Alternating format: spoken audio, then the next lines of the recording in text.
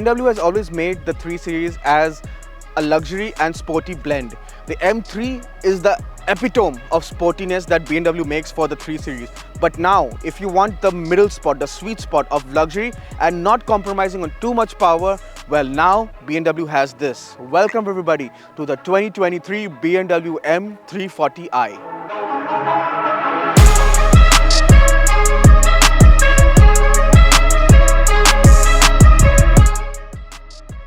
The front end of the M340i is a striking look. Honestly, I love the way this car looks. The G23 series has always been a looker, and this is no different. Since this is the M340i, it has the M Sport editions, so you've got a very striking looking bumper, lots of cuts and creases, and it just stands out on the road really well.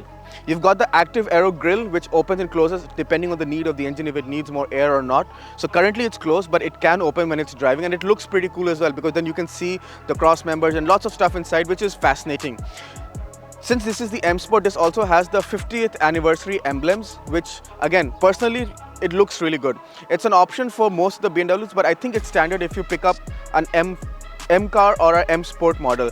It looks really good, and I think BMW should make it standard for all BMWs for perhaps even a limited time.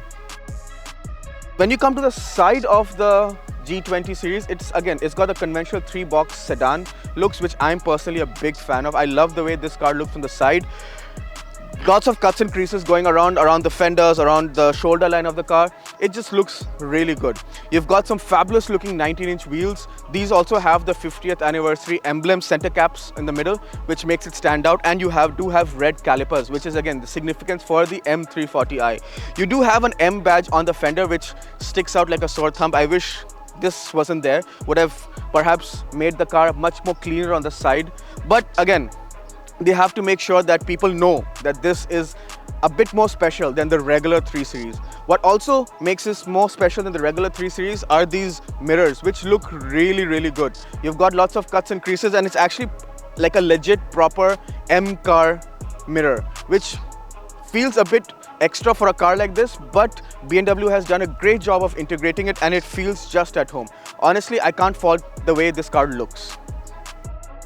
The rear of the M340i has the typical G20 looks, which I like. I like these LED taillights, which look really good. I feel like they're a bit smoked for this M340i version, which adds a lot of character, adds a lot of, special feel, X factor to the rear. You've also got a very tiny lip spoiler, which looks really good. There is an optional spoiler which sticks out a bit, but I'm personally not a fan of the way that looks. That looks a bit too much ricer. If I were to buy this car, I'd choose it with this very spoiler. You've got lots of cuts and creases in the bumper. You've got sort of like a diffuser look on the bottom of the bumper, and you've got 2 exhausts, which personally I didn't expect it to, but they sound really, really good. I thought with this day and age, with particulate filters and all that stuff, the exhaust would be really muted. But honestly, these exhaust pipes are the real deal, and they sound so good. It reminds you why BMW is the king of inline 6 engines. I'm now inside the M340i, and it's a very familiar BMW interior. So you've got the big iDrive 8 screen, which controls everything, which is a bit annoying because even the AC controls, like the fan speed and everything, is from this screen. So that can be very tedious while driving, and you do have to take your eyes off the road to just control simple things like the fan speed. The good thing is that the screen is very responsive, so there is no lag, no nothing, and instant changes are made whenever you touch. When you put your finger on it, not too difficult to locate stuff as well, like the settings or anything, which is a good bonus. The screen itself, the resolution is top notch. It's a curved screen, and it just looks and feels very premium, and it's the dominating factor in this interior. You've got a center console with like lots of buttons, the start stop button, the drive modes, and what they've also changed for this LCI is there is no joystick like gear lever. Now you just have like a switch sort of gear lever, which is now adopted by a lot of brands like Porsche, VW and stuff. Not personally a big fan of this. I wish I still like the joystick gear lever, which is like the BMW trademark. This might take some getting used to. You do have a storage bin, which is you can close it, but if you do open it, you have 2 cup holders, a USB-A port and a wireless charging tray, which is nice bonuses to have.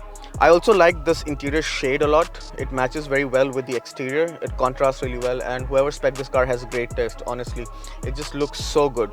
The seats themselves have a lot of adjustments for lumbar, lower back, upper back, side supports, everything. It's just perfect. You also have manual under thigh support adjustable, which feels very nice. You can really extend it for long journeys.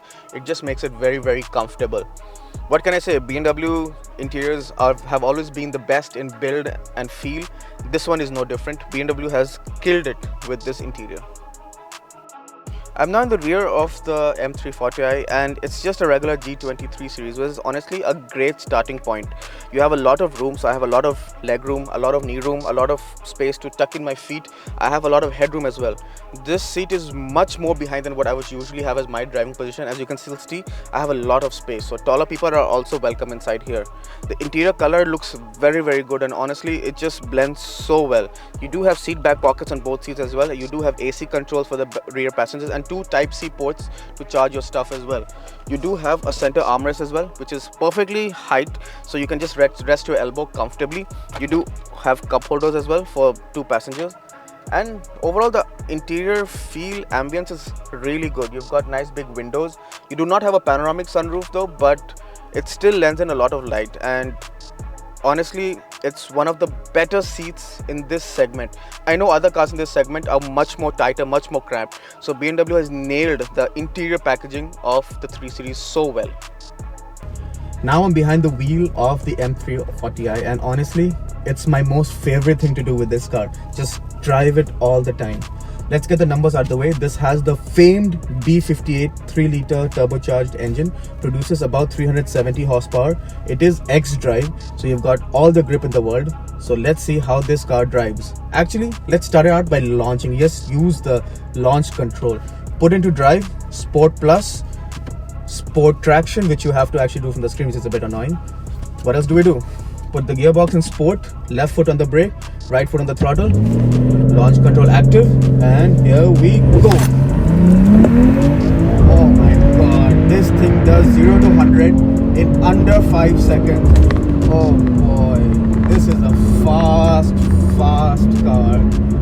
Wow, BMW has killed it. I can do this all day. It just launches like a rocket. And you know the best part? Once you're done fooling around, playing around, driving it fast and throwing in the corners, because this is a very fun car to drive. Honestly, the steering feel, the chassis balance, the X-drive lets you slide a little bit in the dynamic traction, so you can have just the right amount of fun without crashing, so you look good in front of the cameras, in front of your friends. And it's just so fun to drive this car on the limit, and the limit is so high, so you'd hardly reach the limit. The brakes are so good, the brake pedal feel is perfect. It just drives amazingly. The engine sounds really good.